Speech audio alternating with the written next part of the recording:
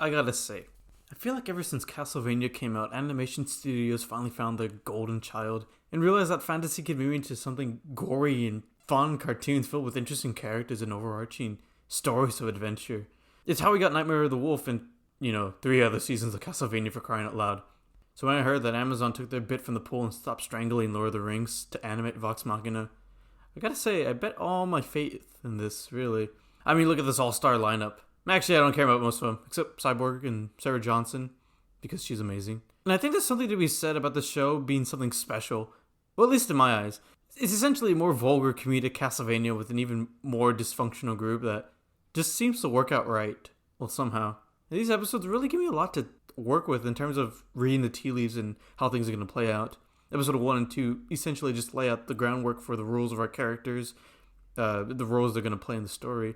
And it's kind of best to see this as a D&D campaign, just so that you're in the right headspace for this. It doesn't take it as far as some other series. Specifically Goblin Slayer. I think Goblin Slayer is by far the best in representing at least how the spell slots work. But anyway, that's just me. I'm good at it. I'm actually quite glad they didn't go down that route because it gets a little confusing sometimes. And really, to the characters, there's something I gotta say about them. They're quite charming to me. Well, not all of them. That Bard has a bit of a sword in my eye. But I like seeing them and knowing that, yeah, they're terrible people. Possible scum of the earth, but at least they have a sense of heart that really shows off, at least by the end of the first episode, really kind of juxtaposing their introduction of the classic bar fight. Except that guy deserved it. He was messing with my homies.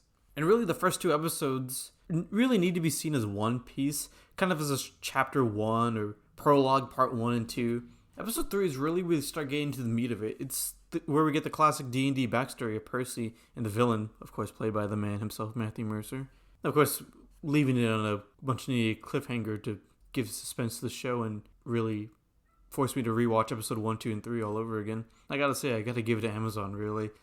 They're really impressed by this show, and it would really need to take a nosedive off the Golden State Bridge for it to get any lower than a B+ in my book. That's all I really need to say. I like this show. Go watch it.